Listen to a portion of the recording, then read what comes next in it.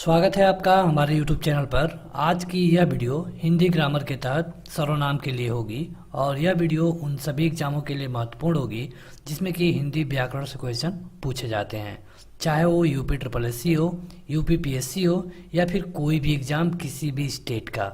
वहाँ पर अगर हिंदी ग्रामर के क्वेश्चन पूछे जाते हैं तो ये वीडियो आपको पूरी देखनी चाहिए। चलिए बिना देर किए ये वीडियो शुरू करते हैं। ये वीडियो शुरू करें उससे पहले अगर आपको ये वीडियो पसंद आती है तो इसे ज़रूर लाइक करिए। इसके ढेर सारे पार्ट ऑलरेडी अपलोड है, जैसे कि संज्ञा, विशेषण या फिर समास। तो जिन वीडियो को आप देखना चाहते हैं उनका लिंक आपको इस वीडियो के डिस्क्रिप्शन में मिल जाएगा। शुरू करते हैं ये वीडियो। यहाँ पे हम आपको बता दें कि वीडियो में हम पहले आपको इसके परिभाषा को बताएंगे और बाद में इससे संबंधित क्वेश्चनों को कराएंगे जो कि विभिन्न एग्जामों में बार बार पूछे गए हैं। तो चलिए बिना देर के ये वीडियो शुरू करते हैं। आपको बता दें कि सर्वनाम वाली वीडियो देखने से पहले आपको संज्ञा वाली वीडियो देखना चाहिए जो कि ऑलरेडी अपलोड है। यहाँ पे देखिए बात करते हैं सर्वनाम की। तो सर्वनाम को अगर हम एक लाइन में कहें तो सर्वनाम वे होते हैं जो कि संज्ञा के बदले प्रयोग किए जाते हैं।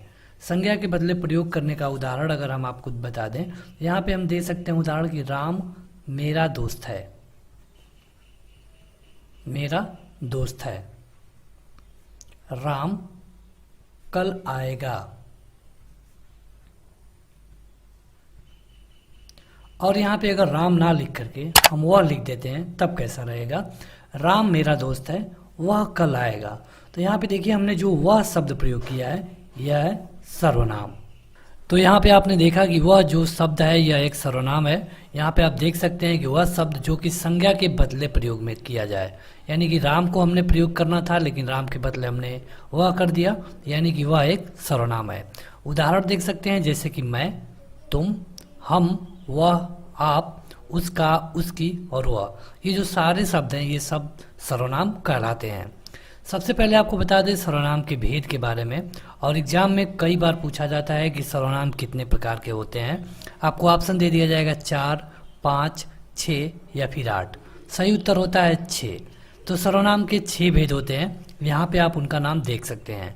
सबसे पहला है पुरुषवाचक सर्वनाम, दूसरा है निश्चयवाचक सर्वनाम, तीसरा है अनिश्चयवाचक सर्वनाम, चौथा है संबंधवाचक सर्वनाम, पांचवा है प्रश्नवाचक सर्वनाम और छठवां है निजवाचक सर्वनाम। सबके बारे में आपको बताएंगे, लेकिन यहाँ पे आप याद रखिए कि सर्वनाम के 6 भेद होते हैं क्योंकि परीक्षा में ये कई बार डायरेक्टली पूछा गया है। सबसे पहले बात करते हैं पुरुषवाचक सर्वनाम के बारे में, जो कि पहला सर्वनाम है। पुरुषवाचक सर्वनाम का मतलब ये होता है कि यह जो बोलने वाला व्यक्ति होता है या फिर सुनने वाला व्यक्ति होता है या फिर जब हम किसी के बारे में बात करते हैं तो वो पुरुषवाचक सर्वनाम होता है। जैसे कि अगर मैं किसी से बोलता हूँ मैं यहाँ हूँ, एक व्यक्ति यहाँ है और बात हो रही है सी के लिए, तो ये भी पुरुषवाचक सर्वनाम होगा, ये भी पुरुषवाचक सर्वनाम होगा और ये भी पुरुषवाचक सर्वनाम होगा। कहने का मतलब कि जिसमें कोई बोलने वाला हो या फिर सुनने वाला हो या फिर किसी के बारे में बात हो रही हो, वो सभी पुरुषवाचक सर्वनाम होंगे। जैसे कि आप देखेंगे कि मैं, तू या फिर वह। यहाँ पे पुरुषवाचक सर्वनाम से पूछा जाता है कि इसके कितने प्रकार होते हैं। तो पुरुषवाचक सर्वनाम 3 प्रकार का होता है। आपने देखा कि सर्वनाम होता है 6 प्रकार का, लेकिन उसमें से पहला है पुरुषवाचक सर्वनाम और पुरुषवाचक सर्वनाम होता है 3 प्रकार का। पहला है उत्तम पुरुष, दूसरा है मध्यम पुरुष और तीसरा है अन्य पुरुष। इनका नाम याद रखिए, ये कई बार पूछे जाते हैं, उत्तम पुरुष, मध्यम पुरुष और अन्य पुरुष। सबसे पहले देखेंगे उत्तम पुरुष के बारे में। तो उत्तम पुरुष वह होता है जो व्यक्ति बोलता है वो अपने के लिए प्रयोग करता है। जैसे यहाँ पे मैं हूँ और यहाँ पे कोई व्यक्ति दूसरा है, मैं बोल रहा हूँ, जो वक्ता है ये होगा उत्तम पुरुष। उत्तम पुरुष कब होगा कि ये कोई भी शब्द जब अपने लिए प्रयोग करेगा, जैसे ये कहेगा कि मैंने तुमको कहा था, मैंने, तो इसने कौन सा शब्द प्रयोग किया? मैंने। या फिर कहेगा कि मैं तुमको ये दे रहा हूँ, तो कौन सा शब्द प्रयोग किया अपने लिए? तो मैं। तो ये जो शब्द ये प्रयोग करेगा, मैं, हम, मुझे, मैंने, हमें, मेरा या फिर मुझको, ये सारे शब्द होते हैं उत्तम पुरुष। तो ये होता है उत्तम पुरुष। अगर आप आगे बढ़े मध्यम पुरुष में, तो मध्यम पुरुष में क्या होता है कि जो शब्द वक्ता सामने वाले के लिए प्रयोग करता है, जैसे अगर ए बोल रहा है तो बी से कहेगा कि तुमने मेरा ये लिया, तो बी के लिए ये कौन सा शब्द प्रयोग किया? तुम, तुमने, या फिर तुझको, या फिर मैंने, आपको। तो ये जो शब्द होते हैं, मतलब जिससे बोला जा रहा है, जिससे कहा जा रहा है, उसके लिए जो भी शब्द प्रयोग किया जाएगा उसको कहते हैं मध्यम पुरुष। जैसे कि तू, तुम, तुमको, तुझे, आप, आपको और आपके। तो ये जो शब्द हैं ये होते हैं मध्यम पुरुष के। परीक्षा में आपसे इस तरह क्वेश्चन बनेगा कि इनमें से कौन उत्तम पुरुष है, इनमें से कौन उत्तम पुरुष है। ऑप्शन होगा मुझे, तुझे, उससे, या फिर इनमें से कोई नहीं। तो बताइए कि इसमें से कौन उत्तम पुरुष है। सही उत्तर हो जाएगा मुझे, क्योंकि जो तुझे है ये मध्यम पुरुष होगा। तो आपको समझ में आ गया होगा कि उत्तम पुरुष का मतलब ये होता है कि जो बोलने वाला व्यक्ति है जो शब्द अपने लिए प्रयोग करेगा उसे हम कहेंगे उत्तम पुरुष। जैसे कि बोलने वाला अपने लिए क्या शब्द प्रयोग करता है? मैं, हम, मुझे, मैंने, हमें, हमारा। तो ये शब्द होता है उत्तम पुरुष। मध्यम पुरुष में होता है जो शब्द हो सामने वाले के लिए प्रयोग करें। अगला होता है जो तीसरा है, ये होता है अन्य पुरुष। अन्य पुरुष में ये होता है कि जब तीसरे किसी व्यक्ति के लिए कोई शब्द प्रयोग किए जाए, जैसे कि ए बात कर रहा है बी से, लेकिन बात हो रही है किसी और के बारे में, सी के बारे में, तो सी को क्या कहेगा? जैसे ए कहेगा कि मैंने तुमको उसके लिए, मैंने तुमको उसके लिए आम दिया, मैंने तुमको उसके लिए आम दिया। अगर यहाँ पे हम लिख दें मैंने तुमको उसके लिए आम दिया, तो यहाँ पे आप देखेंगे कि मैंने ये खुद के लिए प्रयोग किया है तो ये उत्तम पुरुष हो जाएगा। तुमको सामने वाले के लिए प्रयोग किया है यानी ये मध्यम पुरुष हो जाएगा। और इसके साथ उसके लिए मतलब किसी और के लिए बात हो रही है, किसी तीसरे व्यक्ति के लिए जो वहाँ पे उपलब्ध नहीं है, तो ये हो जाता है अन्य पुरुष। तो आपने तीनों को अलग अलग समझ लिया कि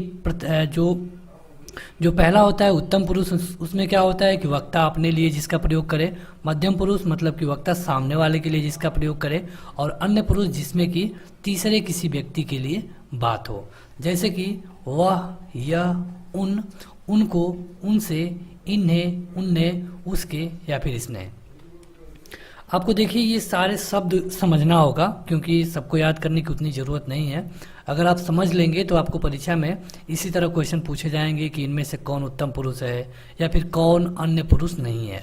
यहाँ पे आपको एक उदाहरण दिया गया है, उसने मुझे बोला था कि तुम पढ़ रही हो। उसने मुझे बोला था कि तुम पढ़ रही हो। तो यहाँ पे देखिए जो व्यक्ति बोल रहा है अपने लिए इसमें से किस शब्द का प्रयोग किया है? आप बताइए खुद ही कमेंट करके कि इसमें से जो व्यक्ति बोल रहा है वह अपने लिए किस शब्द का प्रयोग किया है। तो ये मुझे, जब ये मुझे प्रयोग किया है तो मुझे हो जाएगा उत्तम पुरुष। और तुम पढ़ रही हो किससे बोल रहा है? तो तुम से बोल रहा है, तो तुम हो जाएगा मध्यम पुरुष।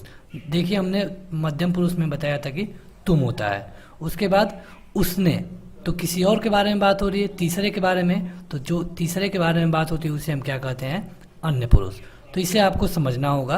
अगर आप इसको लाइन बाय लाइन पढ़ना चाहते हैं तो आपको ऐप मिल जाएगा हमारा, वहाँ पे आप जाके पढ़ पाते हैं। अगला है जो कि दूसरा सर्वनाम था। पहला हमने देखा था पुरुषवाचक सर्वनाम, दूसरा है निश्चयवाचक सर्वनाम। तो निश्चयवाचक सर्वनाम को हम संकेतवाचक भी कहते हैं। और संकेतवाचक इसलिए क्योंकि यह दूर अथवा निकट की वस्तु को संकेत करके बताया जाता है। तो इसमें क्या है कि ये कोई फर्क नहीं पड़ता कि वस्तु दूर है या फिर निकट है, किसी भी वस्तु को संकेत करके बताया जा रहा है वहाँ पर निश्चयवाचक या फिर संकेतवाचक सर्वनाम होगा। जैसे अगर आप देखेंगे पास में कोई पुस्तक है तो यह मेरी पुस्तक है, यहाँ पे जो यह लगा है यह क्या है? निश्चयवाचक सर्वनाम। वह माधव की गाय है, मतलब कोई गाय है थोड़ी दूर पे खड़ी है तो वह माधव की गाय है, वह राम के भाई है। तो यहाँ पे जो वह शब्द है ये क्या है? एक निश्चयवाचक यानी कि संकेतवाचक सर्वनाम है। यहाँ पे यह, वह और वह ये तीनों एक सर्वनाम के तौर पे प्रयोग किए गए हैं और तीनों संकेतवाचक यानी कि निश्चयवाचक सर्वनाम है। अब आपको थोड़ा सा डिफरेंस जान लेना चाहिए निश्चयवाचक और पुरुषवाचक सर्वनाम में। देखिए यहाँ पे दो उदाहरण दिए गए हैं। राम मेरा मित्र है, वह दिल्ली में रहता है। राम मेरा मित्र है और वह दिल्ली में रहता है। और यहाँ पे एक अगला उदाहरण है, यह मेरी गाड़ी है, वह राम की गाड़ी है। यह मेरी गाड़ी है, वह राम की गाड़ी है। तो यहाँ पे देखिए राम का प्रयोग यहाँ पे वह किसके लिए प्रयोग हुआ है? राम के लिए।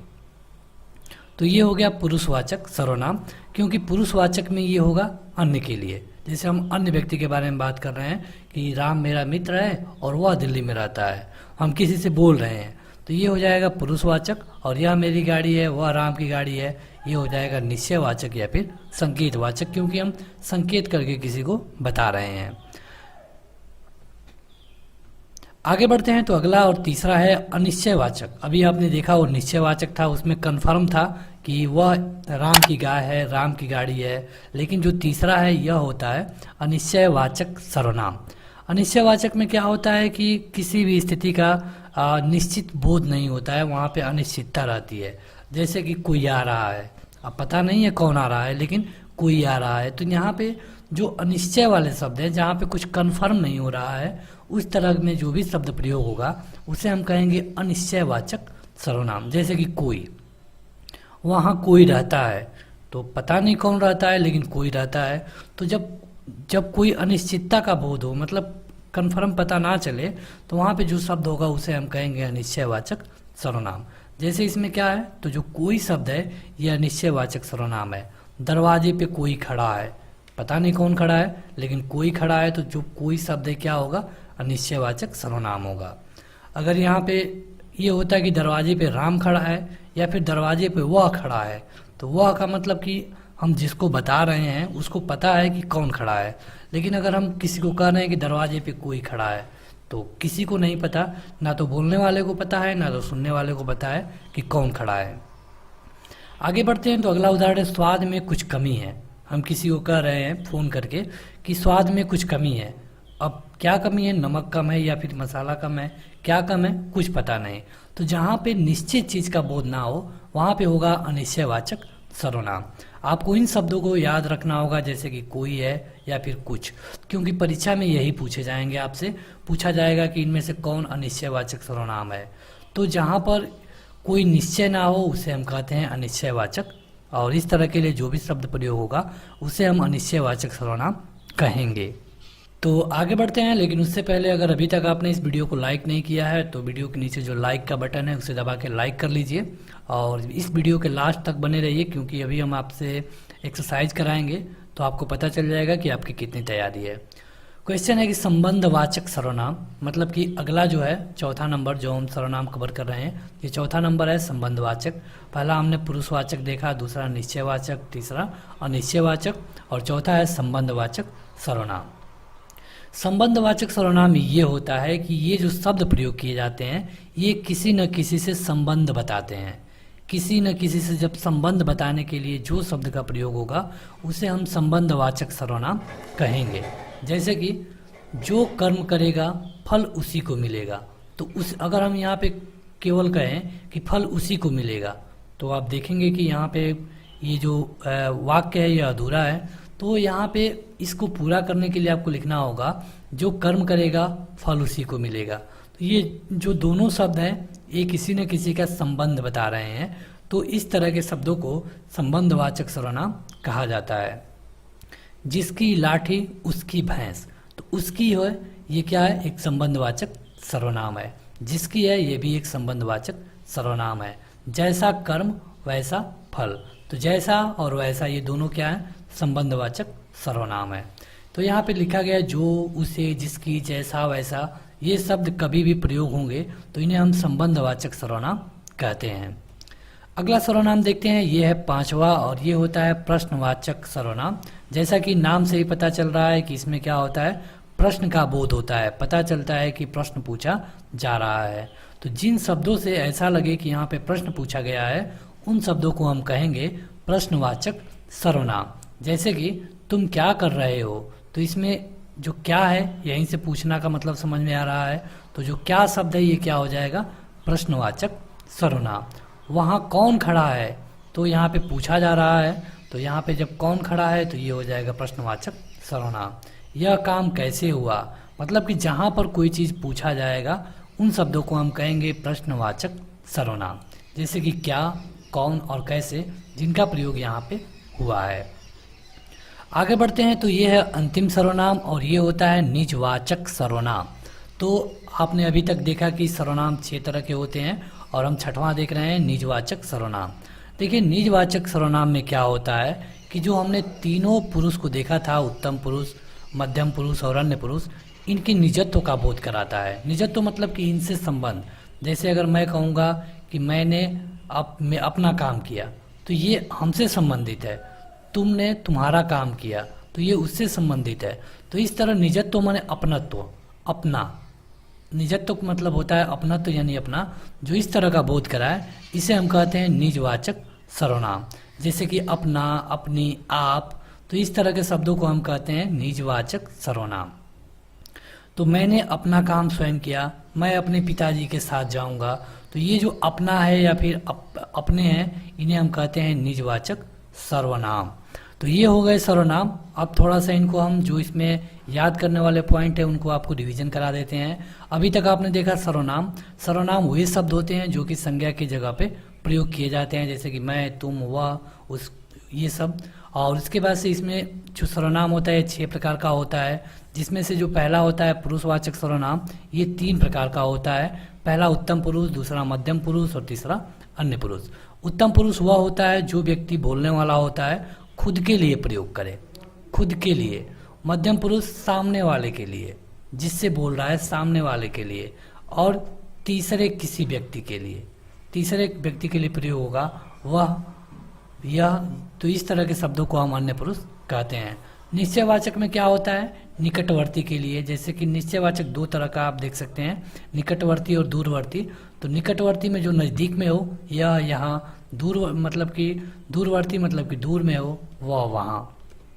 इसके साथ हमने अनिश्चयवाचक देखा। इसमें क्या था, कोई, कुछ। संबंधवाचक देखा, जो, सो, उसका, उसकी, जैसा, वैसा, ये संबंधवाचक है। और अंतिम था 5वां प्रश्नवाचक, जिसमें कि प्रश्न पूछा जा रहा था, कौन, क्या।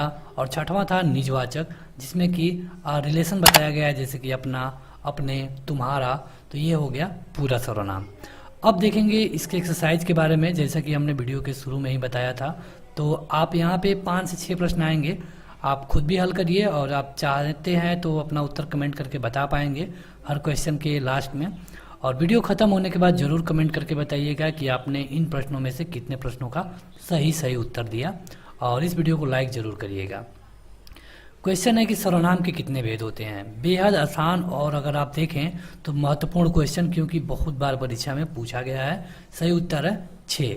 कभी कभी आपसे नाम पूछ लेता है, लेकिन अधिकतर बार बस यही पूछा गया है कि सर्वनाम के कितने प्रकार होते हैं। तो अगला उदाहरण है कि उसकी गाय 10 किलो दूध देती है। यहाँ पे जो उसकी है, आप बताइए कि इसमें कौन सा सर्वनाम है। यहाँ पे आपको ऑप्शन दिए गए हैं, तो जो भी लोग ऑफलाइन भी अगर वीडियो को देख रहे हैं तो अपना उत्तर कमेंट करके बताते रहिए। और यहाँ पे आप देखेंगे कि ये होगा अन्य पुरुष, क्योंकि किसी तीसरे व्यक्ति के बारे में बात की गई है। उसकी गाय मतलब कोई व्यक्ति बोल रहा है, किसी से बोल रहा है, लेकिन कह रहा है उसकी, मतलब किसी तीसरे की। तो जो तीसरे की बात आ जाती है उसे हम कहते हैं अन्य पुरुष वाचक। उसका भाई नौकरी करता है, वाक्य में कौन सा सर्वनाम है। यहाँ पे अगर इस ऑप्शन में से आपको बताना हो तो इनमें से आप देखेंगे उसका भाई, तीसरे किसी का भाई। तो जब तीसरे किसी के बारे में बात होती है तो ये होता है अन्य पुरुषवाचक, अन्य पुरुषवाचक। लेकिन यहाँ पे अन्य तो ऑप्शन है नहीं, यहाँ पे जो ऑप्शन है ये है पुरुषवाचक सर्वनाम। मुझे अपने गांव जाना है, इस वाक्य में कौन सा सर्वनाम है। मुझे अपने गांव जाना है। अगर यहाँ पे देखिए 2 तरह से क्वेश्चन पूछा जा सकता है। अगर यहाँ पूछ लिया जाए कि मुझे में सर्वनाम बताइए, कौन सा सर्वनाम है, तो मुझे में कौन सा सर्वनाम हो जाएगा, पुरुषवाचक। पुरुषवाचक, क्योंकि यहाँ पे कोई व्यक्ति है जो बोल रहा है, तो ये पुरुषवाचक सर्वनाम हो गया। और अगर यहाँ पे मुझे के बजाय अपने में पूछ लेता कि यहाँ अपने में कौन सा सर्वनाम है, तो अपने में निजत्व हो जाएगा। क्योंकि आपने देखा था जो सर्वनाम का अंतिम था 6वां भाग, जो कि निजत्व था, इसमें अपना, अपने आ रहा था। तो अगर अपने में पूछे तो निजवाचक, मुझे में पूछे तो पुरुषवाचक। देखिए होगा क्या कि जब भी इस तरह का क्वेश्चन देगा आपको एक शब्द अंडरलाइन करके देगा, वहाँ पूछेगा कि इस अंडरलाइन शब्द में कौन सा सर्वनाम है बताइए। तो अगला उदाहरण है वह गाय चराने जाएगा, वह गाय चराने जाएगा। इसमें अगर आपसे पूछा जाए कि वह हमें कौन सा सर्वनाम है तो आपका सही उत्तर क्या होगा? तो इसमें से अगर आप देखें तो ये हो जाएगा अन्य पुरुष, क्योंकि किसी तीसरे व्यक्ति के बारे में बात की गई है। कोई आ रहा है, इसमें कौन सा सर्वनाम है? कोई आ रहा है, इसमें अगर कोई में पूछा जाए तो कौन सा होगा? तो इसमें से अगर आप देखेंगे तो ये हो जाएगा अनिश्चयवाचक, क्योंकि यहाँ पे पता नहीं है कौन आ रहा है, बस कोई आ रहा है, दरवाजे पे कोई खड़ा है, कोई तुमको बुला रहा है। तो ये जहाँ पर भी कोई शब्द आ जाए यह अनिश्चयवाचक सर्वनाम को दर्शाता है। अगला है तुम, तू, तुम्हारा। इनमें कौन सर्वनाम है? इनमें कौन सा सर्वनाम है? अगर तू है, तुम है और तुम्हारा है तो इसमें आप देखेंगे कि ये होता है पुरुषवाचक सर्वनाम। और पुरुषवाचक में कौन है? मध्यम पुरुष। चाहे तुम हो, हम हो, ये सब पुरुषवाचक में होगा, लेकिन अगर पुरुषवाचक में पूछे कि कौन है तो तुम वाला जो होता है मध्यम पुरुष में आता है, हम वाला जो होता है वो उत्तम पुरुष में आता है और वह वाला जो होता है वो अन्य पुरुष में आता है। तो बस आज की इस वीडियो में इतना ही। आप इस वीडियो को लाइक करने के साथ इसे अपने दोस्तों में ज़रूर शेयर करिए। आप कमेंट करके बताइए कि इन प्रश्नों में से आपका कितना प्रश्न सही हुआ। इसी तरह की वीडियो ऑलरेडी अपलोड है, लिंक इस वीडियो के डिस्क्रिप्शन में मिल जाएगा। इसी तरह की वीडियो सबसे पहले पाने के लिए इस चैनल को सब्सक्राइब करें। Thank you. तो ये है sarkariexam.me। आपको इस वेबसाइट का लिंक इसी वीडियो के डिस्क्रिप्शन में मिलेगा। इस वीडियो का PDF आपको इसी वेबसाइट पे मिलता है। अगर आप इसे अपने लैपटॉप में ओपन करेंगे तो आपको कुछ इस तरह का व्यू दिखेगा, और अगर आप इसे अपने मोबाइल में ओपन करते हैं तो आपको कुछ इस तरह का व्यू दिखता है। इसमें सबसे फायदे वाली बात यह है कि सबसे पहले आपको लेटेस्ट जो आपका सेक्शन मिलेगा, लेकिन उसके नीचे जाने पर आपको जीके टेस्ट का सेक्शन मिलता है। यहाँ पे ढेर सारे जीके के टेस्ट ऑलरेडी अपलोड कर दिए गए हैं। वहाँ पे जाके आप एक दिवसीय प्रतियोगी परीक्षाओं के लिए आप जीके का टेस्ट दे सकते हैं। इसमें polity GK, computer GK, India GK और इस तरह के स्टेट वाइज जीके भी अपलोड किए गए हैं। इसके साथ ही जो वीडियो यूट्यूब चैनल पे अपलोड की जाती है उसका PDF आप यहाँ पे स्टडी मटेरियल वाले सेक्शन में आके डाउनलोड कर पाएंगे। अगर आप किसी भी मटेरियल को या फिर किसी भी पेज को अपने दोस्तों में शेयर करना चाहते हैं तो आपको शेयर करने का लिंक सीधे उसी पेज पर नीचे मिल जाएगा। इसे आप व्हाट्सएप, ट्विटर, फेसबुक या फिर टेलीग्राम पे बड़े ही आसानी से भेज पाएंगे। ज़्यादा जानकारी के लिए इस वीडियो का डिस्क्रिप्शन जरूर चेक करें।